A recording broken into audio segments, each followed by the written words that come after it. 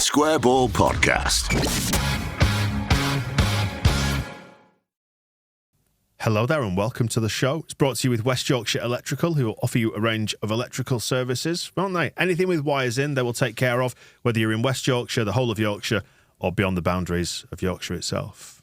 Been taking care of some of my wiring this week. If you were to score them out of 10, give me, is that an unbiased review? I actually gave them 5 out of 5 on Google reviews. Which they definitely deserve. Why is that? Was it excellent service? It was. It works. The thing they did, which is installing an electric charger thing. It's got a nice app Specialists in renewables, we should say. It's got a nice app too, which I keep looking at because it tells me how much solar power I'm generating. So I go, oh, look, that's nice, isn't it? Yeah. But yeah, they were on time. They didn't even accept a cup of tea or coffee because they wanted to get straight on with it. And they didn't leave any mess either. Because, you know, occasionally tradesmen leave your house and you go, fuck's sake. Yeah. Could have tidied up. Wouldn't have known they'd been there. Take your boots off before you go in the living room. That sort of thing. That sort of thing. No, it was absolutely spotless. Fantastic. I'm very, very pleased for you. Whole other range of services as well, like say, specialists in renewables. They've got the solar panels, got the EV chargers, battery storage, CCTV, alarms, all that stuff, all the electrical stuff. You know the stuff.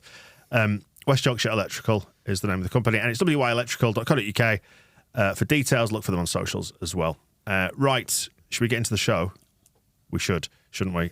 Phil, unfortunately, we are going to have to start off on a very negative point. Leeds flying at the minute, but there have been accusations levelled at you, I'm afraid. Oh, go on. Anybody who's heard this week's propaganda will have heard this assessment of your work. So go on. Strap in and have a listen. What did Jamie think to Phil Hayes' verdict of the match? And lots thought it was bullshit. Now, I've not heard this, so I don't know what he said. So he's referring to Phil Hay, who's a writer for The Athletic, who covers Leeds games. And I can't remember the exact wording that he used, but I think he said something along the lines of Leicester couldn't live with Leeds, and basically implied that we were lucky to just lost it 1-0, and then on another day it could have gone on and been 3 or 4. And I think I shared this just in utter disbelief at what I was reading, because it certainly wasn't the game that I watched. I think that's... I can only imagine that is written with some white tinted glasses on it. They were in no danger of running away with the game at any given point. And I know that it's easy to say that and be accused of bias the other way. But I mean, it's not like they were raining chance after chance. Hermansen had the one save to make of any note. I didn't see that game at all. I think he was baiting for a few reactions, shall we say, and I think I was silly enough to give him one. There you go, Leicester fans. Thank you to Leicester Fan TV for the clip there. I mostly do bait for reactions in Leicester. Yeah. It's the place above all else. Athletic notorious clickbait website. In Leicester, 100%. I don't think I'd have to go back and read it. I don't think it was suggesting it should have been 3 or 4. It was suggesting that's what he took from it. Yeah, he certainly did. I think I did see him tweet me after the game, actually, although I didn't have time to reply to it, sadly. Is that the one when you messaged me on WhatsApp said, "Look at this dickhead"? I won't be replying to him, but was it that one? It must have been. But I think it did make the point in the piece that Leeds were the better side, deserved to win. And they were. You would say that with your white tinted glasses on. Born in beasting like David Haig. Yeah. I'm fairly sure that was it him or one of his cohort tweeted something about this is the problem where I think when fans and journalists mix, something like that, wasn't it? Like when we love it. Somebody just needs to point out that he's not actually a Leeds fan. Leeds were, I think, comfortably the better side at Leicester. I think that was the point. It's obviously been a bit of a sting, hasn't it, losing that game? Bit of a sore point. How were Hearts this week, by the way? So you went up to see them. Absolutely dreadful. Yeah, there's a little bit of objectivity. We are so average, unbelievable. I have to admit, I did think that in pre-season watching you, but it's only pre-season. Yeah, I mean, I missed that game, but a few people said to me, including somebody around Leeds, kind of said, standard's not great up there, is it? It's like, no. No, it isn't. It isn't. However, you still drive 4 hours there, 4 hours back. Why not? And Phil Hay, not only clickbait journalist, but model, which we can come on to in due course. If you like, you've been modelling for us. Multi-talented. The forthcoming Christmas jumper. What did that feel like? You call it modelling. It was a bit like loitering in the Lowfields tunnel, really, wasn't it? I did assume that you mustn't have had anybody else, but I was happy to do it. I even shaved for it, yeah. Oh, wow. Yeah. So how do you feel sharing a table with 2 models? It's overwhelming in many ways. It's quite sexual, isn't it, in here? The tension, just the feel, the general vibe. You could cut it with a knife. The sexual tension I'm feeling sat here. It's too much. There's a certain age where you can definitely only model certain things. Did you say there what I was actually modelling? It's the Christmas jumper that's not out yet, but will be out hopefully in the next week or two. We just obviously it's just dependent upon suppliers, but I don't want to be white tinted here, but it's quite nice. Yeah, is that all right? Yeah, I thought so. Yeah, you'd wear it if we gave you a free one. But I don't know go that far. I would suggest that other people do. A way to go before Christmas yet. Then let's get into the actual football, which is it's Plymouth at home at the weekend. Should we touch before we get on to Leeds United themselves? What happened midweek at Rotherham? Because that happened since we spoke last, which was the Rotherham 2-2 against Ipswich, and more dropped points for Ipswich at the top, which does put them back within just about clawing in distance, I reckon, if we get favourable wins. Yeah, they dug it out at Birmingham, where it looked like they were going to lose that game, and then rather threw it away at Rotherham, where it looked like they were going to win. But this happens a lot and will happen a lot, and I think even as Leicester found against Leeds, it's very, very hard to just keep ticking wins off time and time again. I don't doubt that there'll come a period in the season for Leeds where it feels a little bit like that, and it's not quite happening. I mean, I still think Leicester will be pretty happy sitting on an 8-point lead as it stands at the moment, in the same way that Leicester will be very, very happy with 11-point advantage over third place. It's very much them who are in the positions of strength. But it does, I think, just make the gap above Leeds feel a little bit more easier to bridge. I think as it was to Leicester before Friday night at 14 points, and potentially moving to 17 had Leeds lost that game, that feels absolutely massive to the point of them being out of sight. But they aren't quite. Ipswich definitely aren't. And hard to ignore the fact that on the horizon we have got Ipswich at home just before Christmas as well. You said Leicester twice then when I think you meant Ipswich, but anyway, we got the point. Yeah, the 8-point gap is to Ipswich. Sorry. The 11-point gap is to Leicester, but my mistake. You just confused them. Keep going. It's fine. So that's Clickbait journalist declares Leeds United will definitely overtake. That's right. Ipswich That's Town. right. So Sky dragged me on Friday night, actually, and somebody made the point that I said that Leeds had, I think, 14 points from 25 games or something like that, as opposed to the other way around. But everybody knew what I meant. It's the old Alan Partridge thing, isn't it? You get the general idea. Yes, I was just going to say, actually, though, 2 points from Birmingham and Rotherham, 2 games you would expect that Ipswich side to win, I think is it's a cause for comfort. It's a cause for hope, isn't it, when it comes to Leeds? It definitely is. It's kind of the equivalent of Leeds at Stoke, though, isn't it? And the way that the Championship does routinely and every season ping these results into what are otherwise pretty good runs of form. I don't think... I mean, they're not going to be delighted at all with 2 points from Birmingham away and Rotherham away, but I don't think they'll be massively concerned about that down there.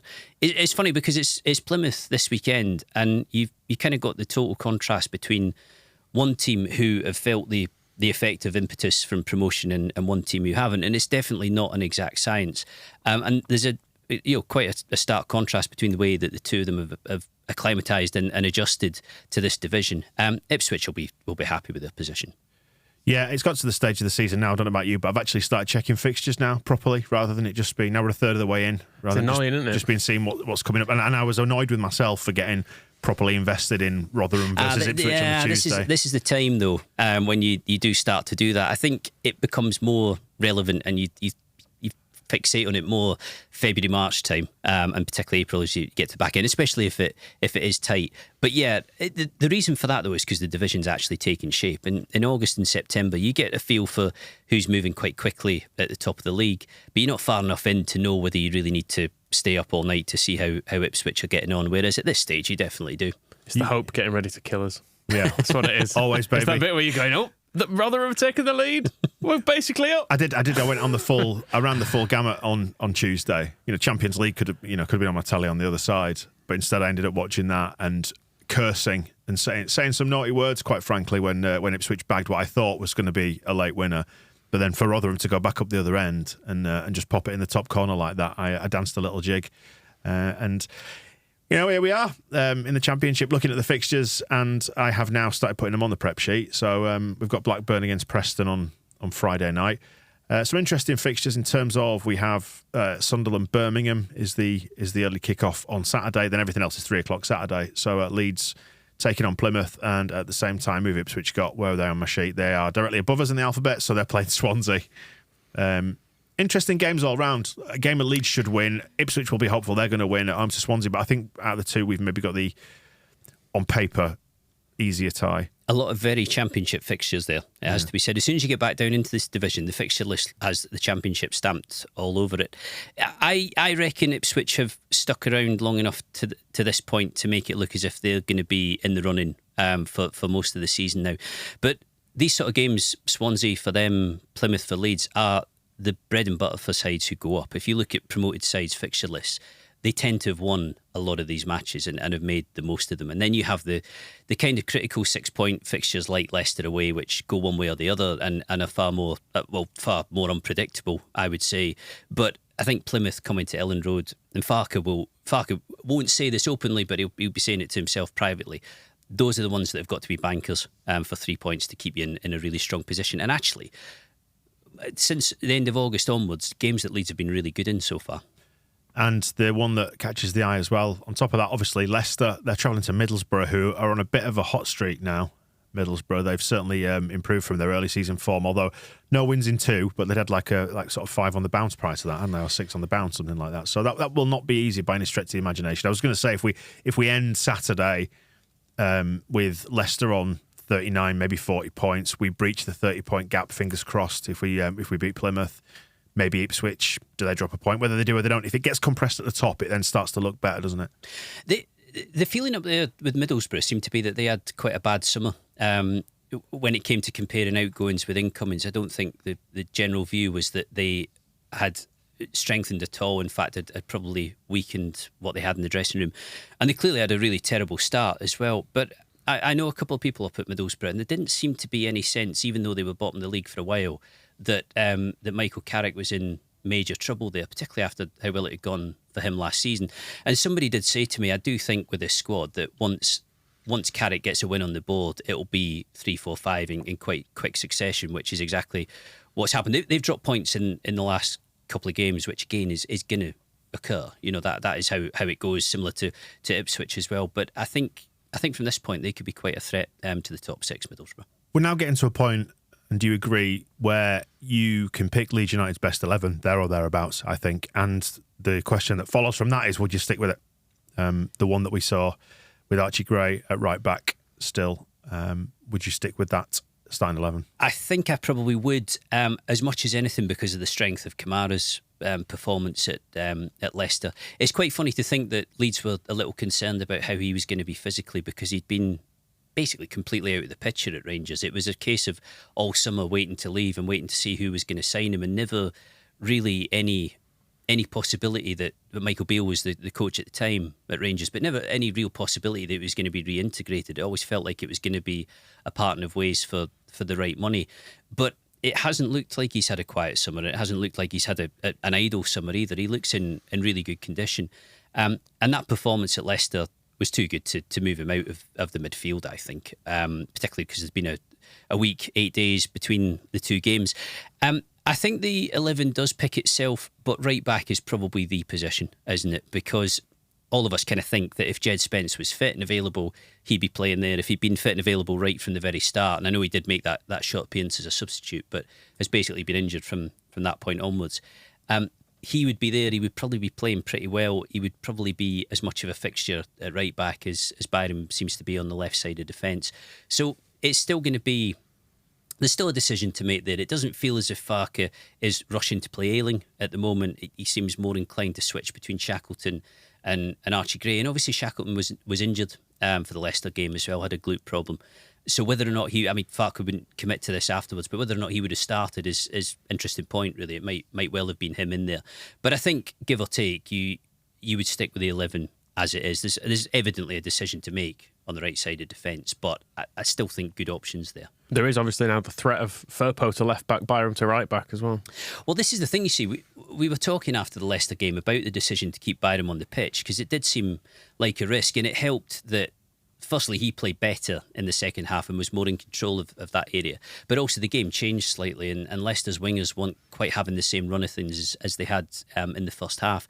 But I think it was a kind of risk either way, because Firpo hasn't played for a long time now, and we know what his form's been like over the previous 2 years.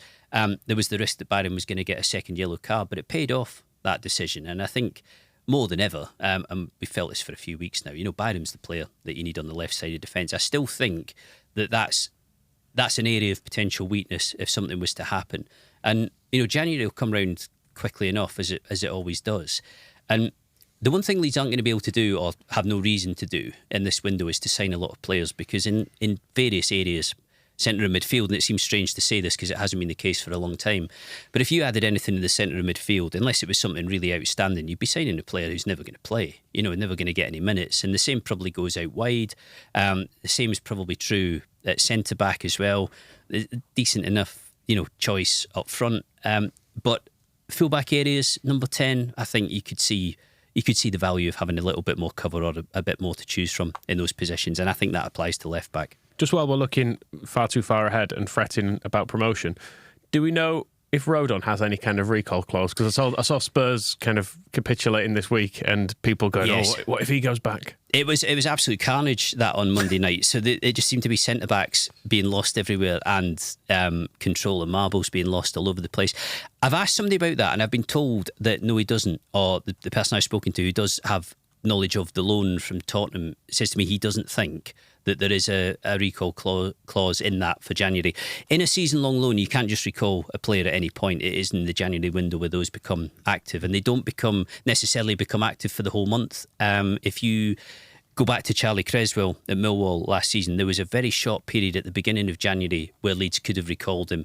They didn't, and then it got slightly awkward because they were kind of wondering if, with him playing not as much football as they would have liked to that point, if it would be better to send him somewhere else. I think Middlesbrough were quite interested in taking him. And then there were permanent options for him as well, including Stoke City right at the very end of the window. But there was no official right to recall at that point. What does sometimes happen is that a player will say, look, I want to go back, at which point it becomes quite difficult to keep them, because you're essentially dealing with somebody who's not particularly settled and isn't going to be 100% for you. So you can have arrangements whereby the two clubs and the player agree that actually we'll scrap this. But I think the point with Rodon is that, firstly, it's the first week in November, so how Spurs look defensively now is not how they're going to look in January. And secondly, he's a long way out of the picture there. So whether in reality, don't get me wrong, in crisis mode, you kind of need all the bodies that you want or have to have. But Postecoglou would probably look at it and say, if there was an issue at centre-back, get into the market, sign somebody else. So to the best of my knowledge, no, there isn't a recall clause in there. And even if there was, it couldn't be activated at this point. What about going the other way? There's been a rumour sort of gurgling under the surface of him maybe joining us permanently in January. I don't think that's at all unlikely. In January, I don't know about in January, but I think at some point in the future, given the way he's played, he looks like a very, very steady addition.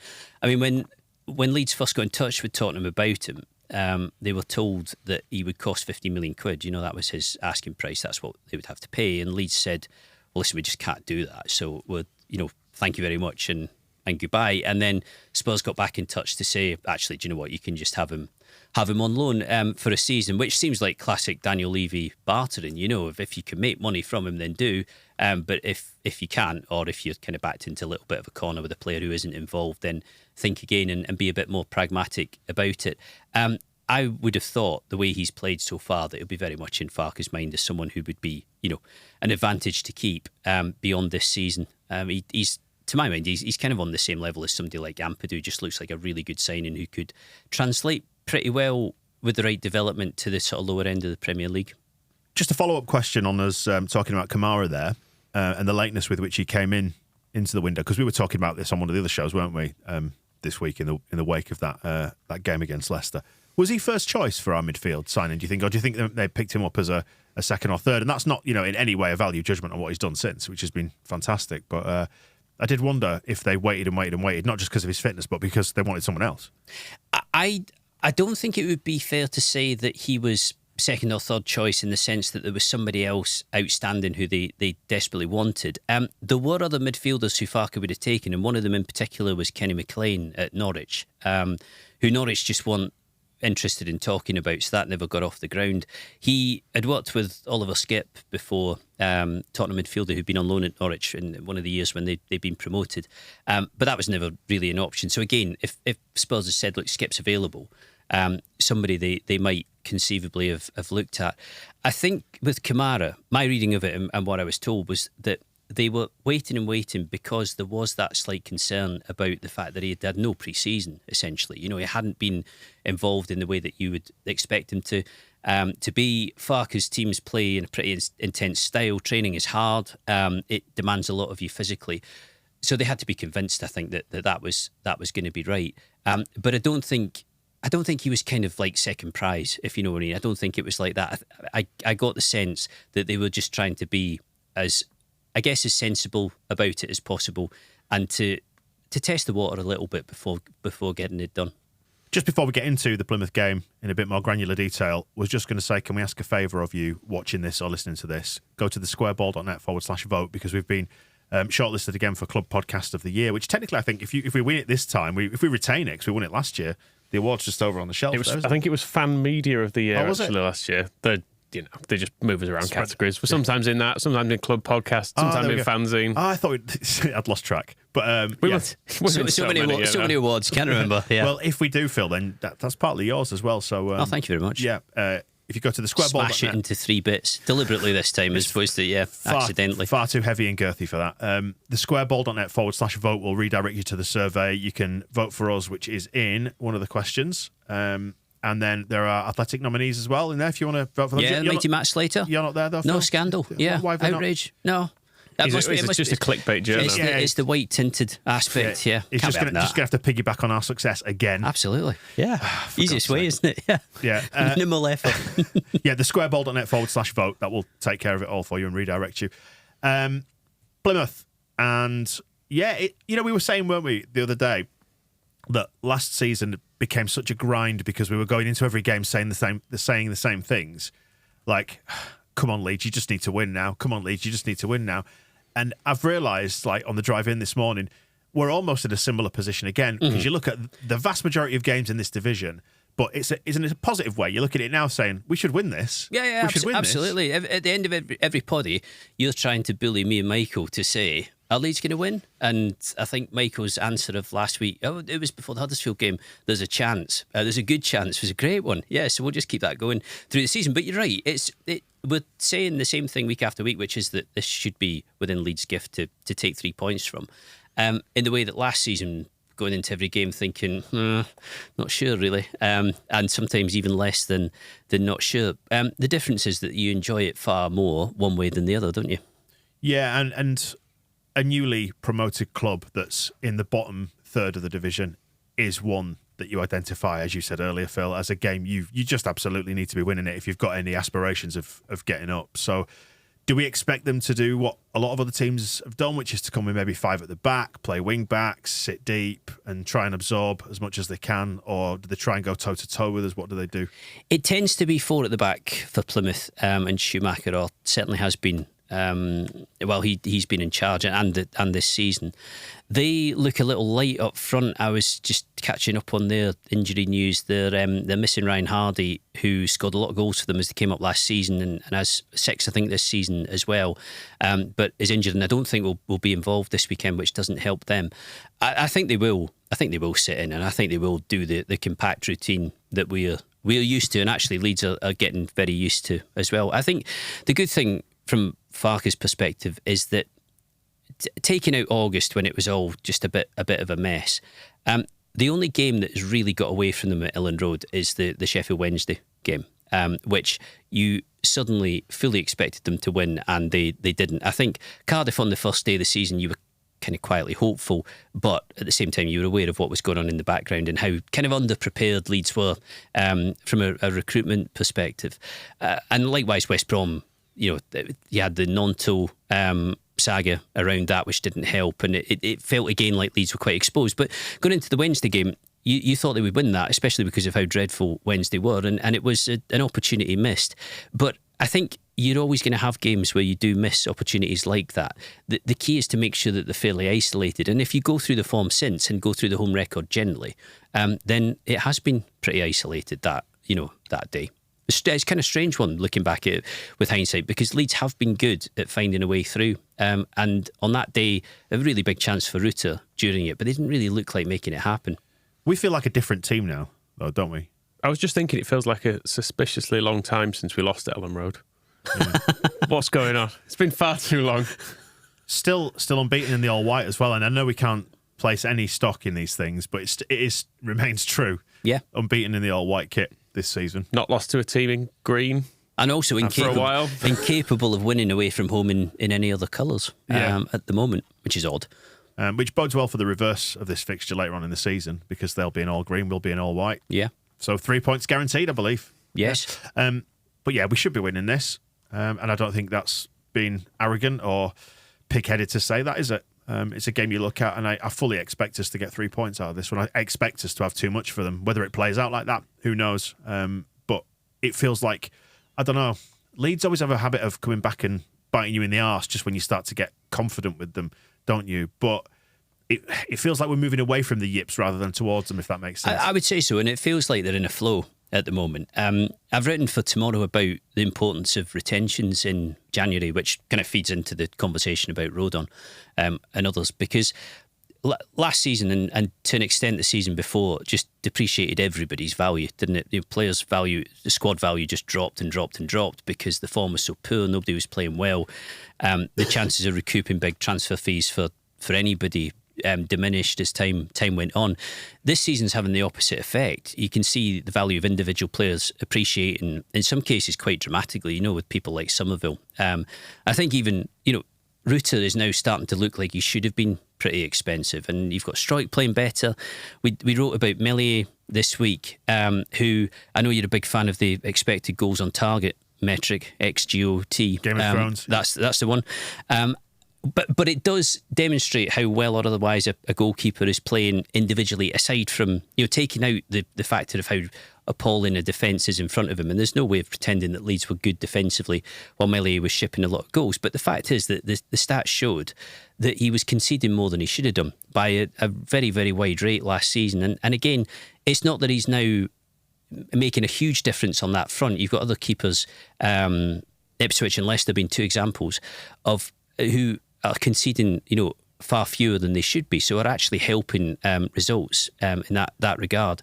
But Melier is far closer to par now, and I think has just settled down and steadied. In the way that Farke has steadied a lot of things at Leeds, he's one of them. He is now looking like he's worth his place in the team again. So when you get round to January, it's absolutely critical that you keep your key players. And I think it's strange that in the summer there was all the talk of retentions, and Leeds made a big deal about all these players that we want to keep, virtually none of whom they did. And the only one of note that they did, Nonto, was trying hard to get himself out towards the end. But actually, when it comes round to this January, I think retentions will be far more crucial than they were over the summer. The squad in the summer just starts to look like a squad that needed to be broken up, and to an extent, you've removed the kind of association with relegation. I think it feels like a different squad and a different dressing room. But they are in a flow, and you're right. The yips don't seem to be there in the way that they were previously. And the last thing Farke will want in January, and I don't think Leeds will let this happen, but the last thing he would want is to lose players who, losing them would seriously disrupt what he's doing. Interesting interview with Brendan Aronson he did on The Athletic with your colleague Stu James this week, where he's touched on the relegation, the failure. Even he's mentioned his physique, which we've often laughed at him being a bit weedy and going down too easy. But it's all touched on in the interview, and I just found it interesting that he was definitely leaving the door open to a return to Leeds. If things all go right. I can't see it. Do you not? I've always seen Aronson coming back potentially. I don't know why. I think he will come back. It's not going at all well at Union Berlin, and not just for him. I mean, they're a very sort of level-headed club, and not from what I know of them, not particularly knee-jerk. And they haven't done anything drastic so far. But the form is completely imploded in comparison to last season. They're getting beaten on all fronts at the moment. And they did draw to Napoli, didn't they, in the Champions League? Yeah.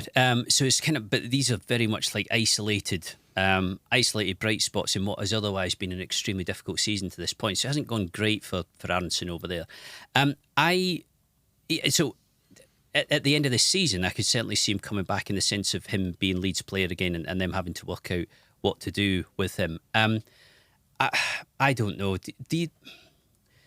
Last season was so bad, and you could tell from some of what was being said in the interview that it affected him psychologically. I think that was quite obvious. I just wonder whether that bridge has been burned slightly. Do you think? Perhaps he.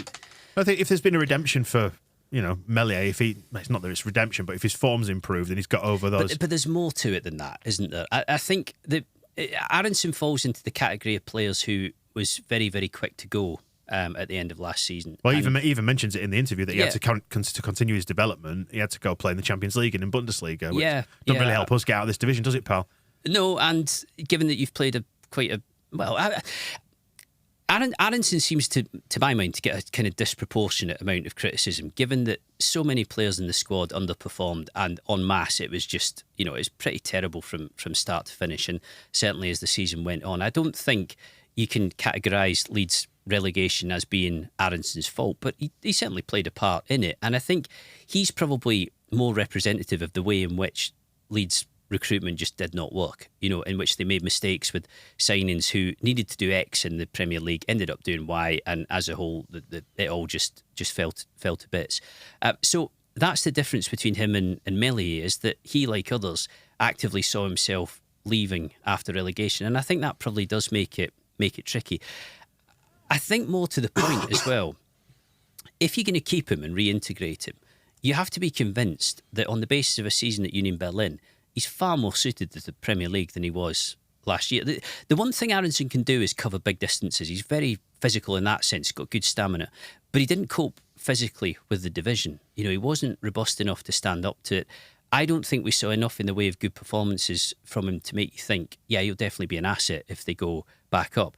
Beyond that, he's got to fit into Farke's system, hasn't he? Well, that was my next question. I was going to say, could you see him in a Farke side, given how he plays and he plays relatively narrow in the forward spaces, doesn't he? Does Farke? So obviously with the Red Bull background, it might come as second nature. So does he just need coaching? He does, but you bulking up and coaching. You couldn't say in any way that Farke plays with fundamentally central midfielders or number 10s in the wide areas. Like the players who are playing out wide for Farke at the moment, Nonto, Somerville, Dan James, Jadon Anthony, you'd class them all as wingers, wouldn't you? They're not number 10s. They're not. Don't get me wrong, they could probably adapt into that role, but they are quick, they're pacey.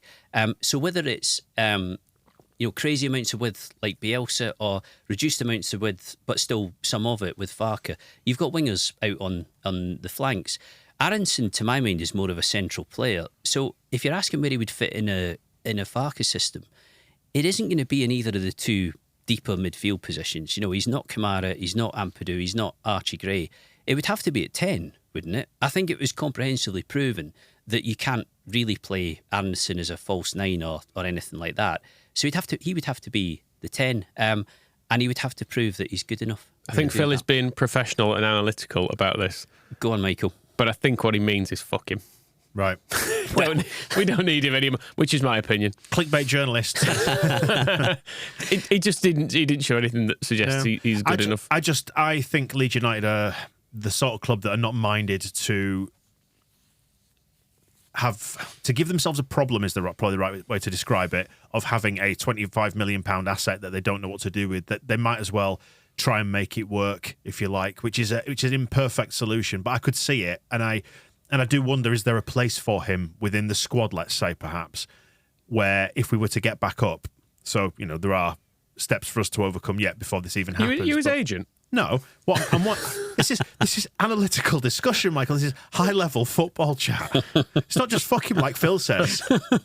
I just wonder, is there a place for him where he maybe gets reintegrated, but he comes off the bench, which I think he should have been used a lot more in that way in the first year. Do you know, so he's more of just a squad player and he's more peripheral. Yeah. He's peripheral at Union Berlin. He's not making any impression there, really. He did 10 minutes against Napoli in the Champions League. I have to say, there came a point last season where it felt as if for his own good, it would have helped to have taken him out of the team. He wasn't playing well. He wasn't in form. It felt like he was being exposed over and over again in circumstances where it was only going to lead to criticism. And I don't doubt he'll have had a pretty horrible impact on him. You don't want to come to the Premier League and for it to go like that, and to find that A, the team you're with get relegated, and then B, you're having to move on elsewhere, and that it really, really hasn't worked out. I mean, my understanding of what went on in the summer was that Leeds had no way of keeping him because he wanted to go and he had one of those loan clauses which meant that he could, so it was an easy deal for Union to do. But they were happy for it to be a loan rather than permanent, because had it been permanent, they probably, or almost certainly, could not have recouped the money that they paid to Salzburg for him. But they were hopeful that further down the line, if he had a good season in the Champions League, if he had a good season in the Bundesliga, that actually they could recoup that money and perhaps make a little bit of a profit if, there was a sort of spectacular turnaround. I guess from a FFP perspective, that might be a consideration again. But if you go up into the Premier League, you're probably able to manage that far better than down in the Championship. I don't know. I mean, you're right. I think if Aronson was to play better, then as a squad player, you could see some value in having him. But I don't know. It feels a little bit like that ship has sailed to me. Fleetwood next year for him. No fancy Champions League for you anymore. Get to the coast. I'd go further than that and say that of the players who are out on loan, I'm really not sure how many of any of them will see it at Leeds again. No. Rasmus Christensen, Barrow. No, well, that is beyond Fleetwood, you're right, yeah. Actually. Just keep sending him to these towns on the East Coast. West Coast. West Coast, sorry. Yeah. No, I do tend to agree. But Aronson is, and as I said way back when, Aronson is the one I could imagine, because he's still young and he's got his development in front of him, was the one that you could maybe see them trying to reintegrate him, if only because of the cost of his transfer. I mean, Harrison seems like the one to me. And I don't know where Harrison would be with that, whether he'd want to come back, whether he'd see himself somewhere else. But he was, I know it was ups and downs with Harrison, but it was also in periods very consistent, consistently steady. He seemed to me like an asset. I mean, they've got Sinisterra down at Bournemouth, but given the reasons for him going on loan and the sort of threat of legal dispute in the background, again, can you really see that smoothing over? And Sinisterra... I mean, hang on, where are we sending Sinisterra? So on the West Coast, up beyond Lancaster. Morecambe. You've got Blackpool, Morecambe. Barrow, Southport. Got a few options there. Formby. What about go large and do like Stranraer or something like that? Further up, yeah. Yeah. He could get the ferry over, couldn't he, to Belfast from Stranraer, have a jolly nice time. Go to the Titanic Museum that's there? Yeah, anyway. there is, yeah. I feel like we've gone way off piste once again with this one. But yeah, I was going to say it's a conversation for another day, isn't it? But I was just intrigued by what you thought on the basis of the interview this week, where he has held his hands up a little bit and said, he'd put himself under too much pressure. Form wasn't good enough. Let the fans down, let the club down. Please have me back. It was notable that he did say he didn't think it was done and dusted. I mean, it is the prudent thing to say when you're on loan, isn't it? Because you don't quite know how things are going to work out, and you don't know if you're going to get stuck at a club where you've said things that you shouldn't, and it becomes a problem for you. So I think he was diplomatic in that sense. All I would say is I think it's quite a long road back to the point where Aronson is a big player at Leeds. We shall see, shan't we? Who's going to be a big player on Saturday against Plymouth? Then one to watch for that game. I would watch what's going on with them up front, because, as I say, they are really, really short of options, and particularly with Hardy missing, it doesn't seem like they've got much in the way of a full armoury. So you would hope that Leeds would have it in them to keep Plymouth contained. So I think one to watch is, can Leeds bank another clean sheet in this one? We shall see. And we will also just add that we are recording this Thursday morning ahead of you going up to Thorpe Arch, so we don't know if there's any new injury concerns or anything like that. So if they've come to light, then put all this in the bin. Yes. Yeah. Panic. And we shall see. Be nice to see if Junior Firpo can make the bench again unscathed. I suspect he will if he's fit. Yeah. But it's Byron for left back at the moment, isn't it? It is, thankfully. Right. We'll wrap it up there, then get back together on Monday, heading into the international break again. Phil. Just say as well, good luck, Leicester. Always been a fan, obviously. Yes, absolutely. Even more so. Big Leicester guy. Yes. Take off those fox-tinted spectacles. They will go up, and I think they'll win the league. Yeah. You heard it here first. Leeds-hating bastard Phil Hay says we've no chance of catching him. Right, we will wrap it up there. thesquareball.net/votes to go vote for the FSA Awards. Vote for the Athletic if you like, but definitely vote for us, because this is our show after all. Who else is in the running? For this? Other Some people. other chumps. I think it's important to work out whether there are any other strong contenders that people might rather vote for. What, are you suggesting that Leeds fans might want to vote for? I don't know. Let me have a look. The Anfield Rap. one of them. I know the guys from Anfield Rap. Yeah. I don't know who else. I'll tell you, I've got the web page open. I could have left this open, but no, I like the challenge of trying to open it and do this on the fly. Club Podcast of the Year, 1912 Exiles. Good 1912 podcast from Exiles, the yep. Arse Blog, which is self-explanatory. Fulhamish, also self-explanatory. Anfield Rap, us, and Under the Abbey Stand. Will that be Is it Cambridge? Yeah. Presume so. 1912 Exiles. Newport. Oh, goodness. The 1912 Exiles. That's where I believe we're sending Diego Llorente next year. That is west of here, you're right, yeah. Thanks for joining us on this one. We'll see you in a bit. The Square Ball Podcast.